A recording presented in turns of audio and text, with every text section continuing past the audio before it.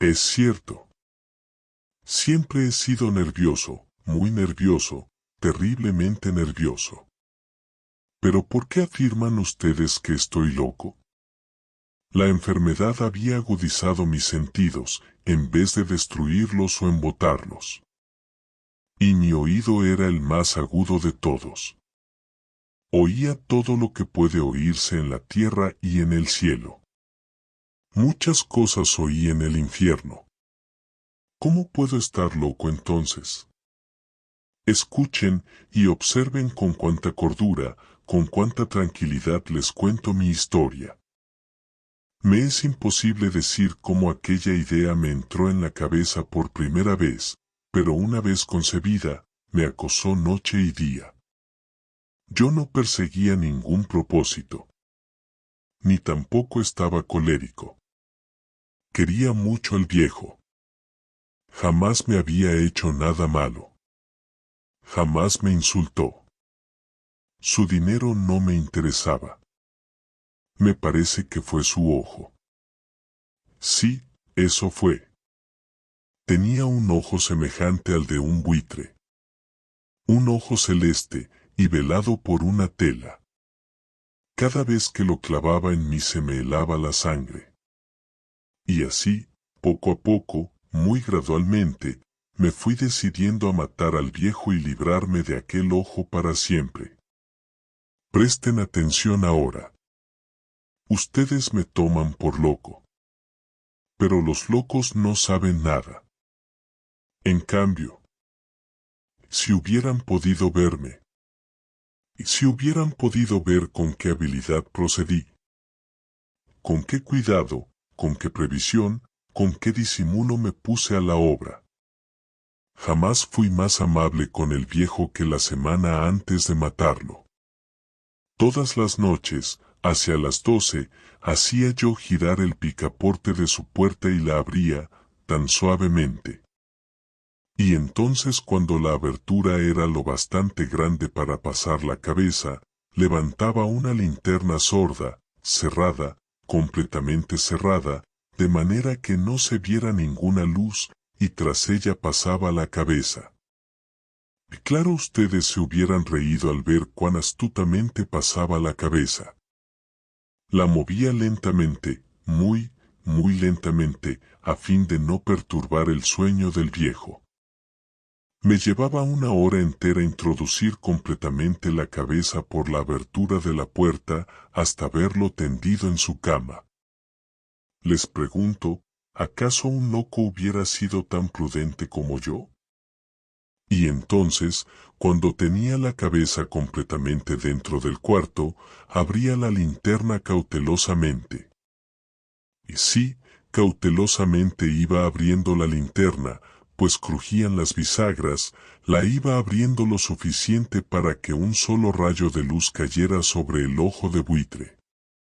Y esto lo hice durante 7 largas noches, cada noche, a las 12, pero siempre encontré el ojo cerrado, y por eso me era imposible cumplir mi obra, porque no era el viejo quien me irritaba, sino el mal de ojo. Y por la mañana, apenas iniciado el día, entraba sin miedo en su habitación y le hablaba resueltamente, llamándolo por su nombre con voz cordial y preguntándole cómo había pasado la noche. Ya ven ustedes que tendría que haber sido un viejo muy astuto para sospechar que todas las noches, justamente a las 12, iba yo a mirarlo mientras dormía.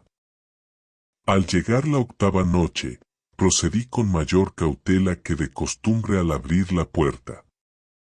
El minutero de un reloj se mueve con más rapidez de lo que se movía mi mano. Jamás, antes de aquella noche, había sentido el alcance de mis facultades, de mi sagacidad. Apenas lograba contener mi impresión de triunfo.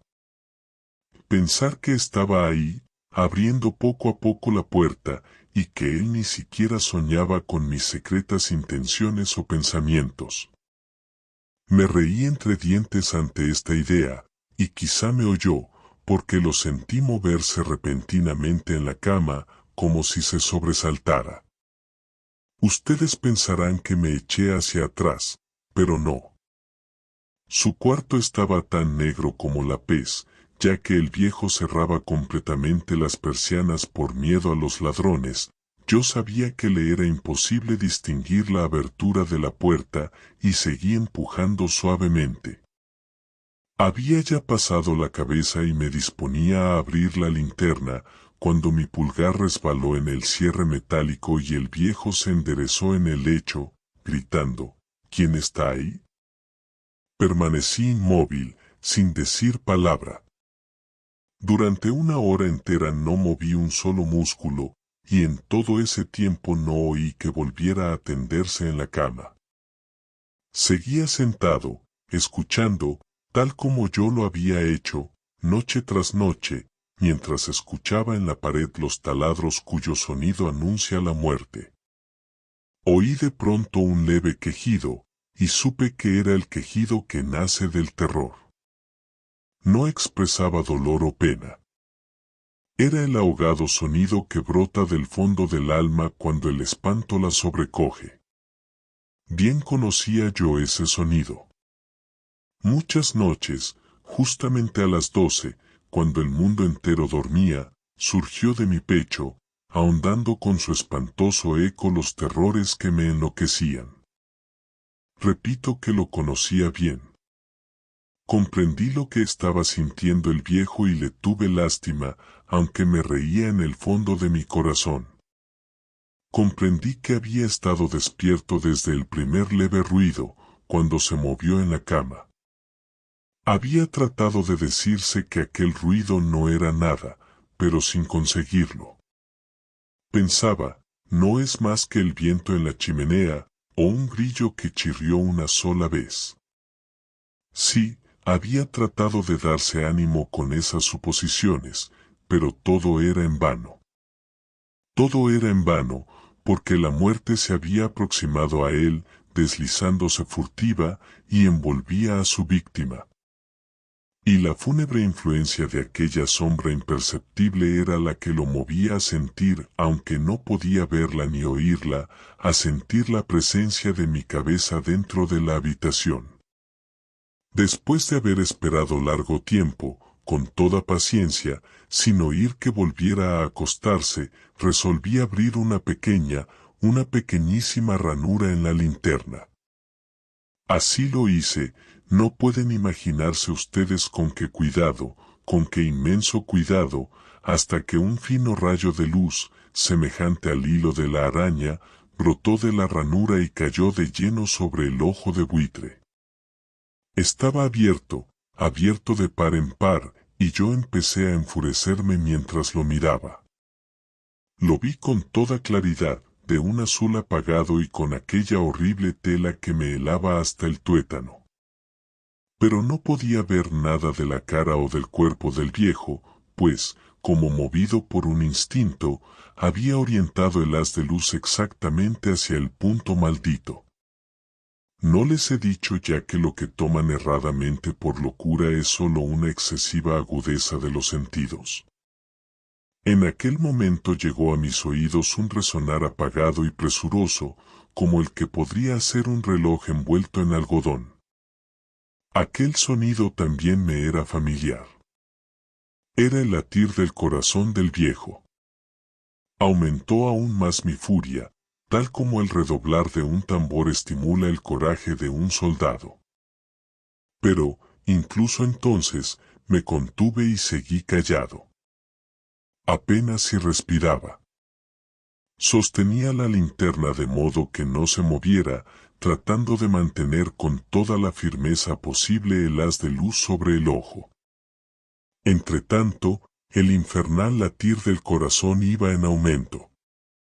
Se hacía cada vez más rápido, cada vez más fuerte, momento a momento.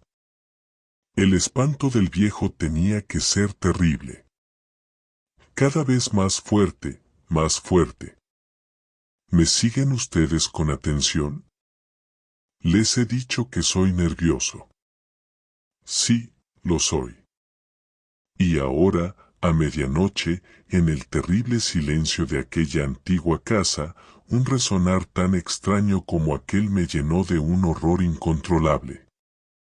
Sin embargo, me contuve todavía algunos minutos y permanecí inmóvil. Pero el latido crecía cada vez más fuerte, más fuerte. Me pareció que aquel corazón iba a estallar.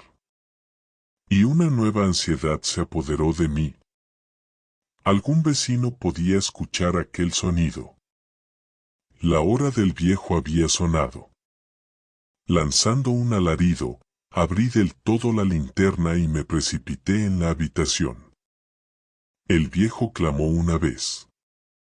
Nada más que una vez. Me bastó un segundo para arrojarlo al suelo y echarle encima el pesado colchón. Sonreí alegremente al ver lo fácil que me había resultado todo. Pero, durante varios minutos, el corazón siguió latiendo con un sonido ahogado. Claro que no me preocupaba, pues nadie podría escucharlo a través de las paredes. Cesó, por fin, de latir. El viejo había muerto. Levanté el colchón y examiné el cadáver. Sí, estaba muerto, completamente muerto.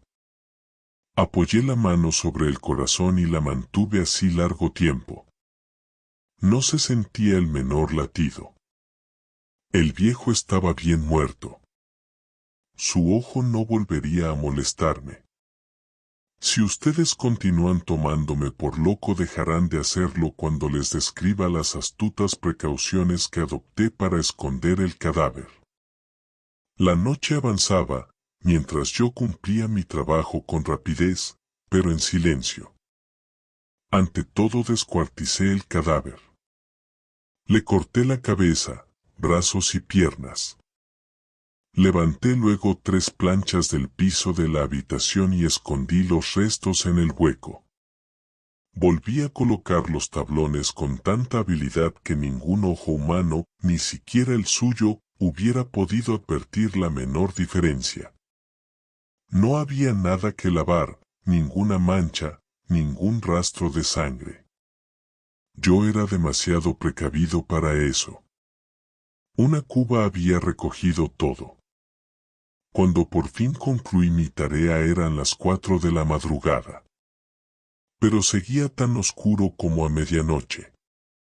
En momentos en que se oían las campanadas de la hora, golpearon a la puerta de la calle.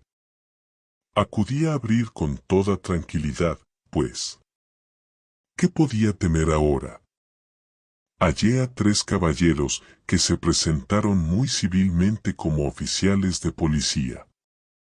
Durante la noche, un vecino había escuchado un alarido, por lo cual se sospechaba la posibilidad de algún atentado. Al recibir este informe en el puesto de policía, habían comisionado a los 3 agentes para que registraran el lugar. Sonreí, pues, ¿qué tenía que temer? Di la bienvenida a los oficiales y les expliqué que yo había lanzado aquel grito durante una pesadilla. Les hice saber que el viejo se había ausentado a la campaña. Llevé a los visitantes a recorrer la casa y los invité a que revisaran bien. Finalmente, acabé conduciéndolos a la habitación del muerto. Les mostré sus caudales intactos y cómo cada cosa se hallaba en su lugar. En el entusiasmo de mis confidencias traje sillas a la habitación y pedí a los 3 caballeros que descansaran allí de su fatiga, mientras yo mismo, con la audacia de mi perfecto triunfo, colocaba mi silla en el exacto punto bajo el cual reposaba el cadáver de mi víctima. Los oficiales se sentían satisfechos. Mis modales los habían convencido. Por mi parte, me hallaba perfectamente cómodo. Se sentaron y hablaron de cosas comunes, mientras yo les contestaba con animación. Mas, al cabo de un rato, empecé a notar que me ponía pálido y deseé que se marcharan. Me dolía la cabeza y creía percibir un zumbido en los oídos, pero los policías continuaban sentados y charlando. El zumbido se hizo más intenso, seguía resonando y era cada vez más intenso. Hablé en voz muy alta para librarme de esa sensación, pero continuaba lo mismo y se iba haciendo cada vez más clara, hasta que, al fin, me di cuenta de que aquel sonido no se producía dentro de mis oídos. Sin duda, debí de ponerme muy pálido, pero seguí hablando con creciente soltura y levantando mucho la voz. Pero de igual forma, el sonido aumentaba, ¿y qué podía hacer yo? Era un resonar apagado y presuroso, un sonido como el que podría hacer un reloj envuelto en algodón. Yo jadeaba, tratando de recobrar el aliento, y sin embargo, los policías no habían oído nada. Hablé con mayor rapidez, con vehemencia, pero el sonido crecía continuamente. Me puse en pie y discutí sobre insignificancias en voz muy alta y con violentas gesticulaciones, pero el sonido crecía continuamente. ¿Por qué no se iban? Anduve de un lado a otro, a grandes pasos, como si las observaciones de aquellos hombres me enfurecieran, pero el sonido crecía continuamente. Dios mío, ¿qué podía hacer yo? Lancé espumarajos de rabia, maldije, juré, balanceando la silla sobre la cual me había sentado, raspé con ella las tablas del piso, pero el sonido sobrepujaba todos los otros y crecía sin cesar. Más alto, más alto, más alto. Y entre tanto los hombres seguían charlando plácidamente y sonriendo. ¿Era posible que no oyeran? ¡Santo Dios! Claro que oían y que sospechaban. Sabían y se estaban burlando de mi horror, sí, así lo pensé y así lo pienso hoy. Pero cualquier cosa era preferible a aquella agonía. Cualquier cosa sería más tolerable que aquel escarnio, no podía soportar más tiempo sus sonrisas hipócritas. Sentí que tenía que gritar o morir, y entonces, otra vez, más fuerte, más fuerte, más fuerte. Y basta ya de fingir, malvados. Le dije a los policías. Confieso que lo maté, levanten esos tablones. El lugar donde estaba latiendo su horrible corazón. El corazón del actor. Edgar Allan Poe.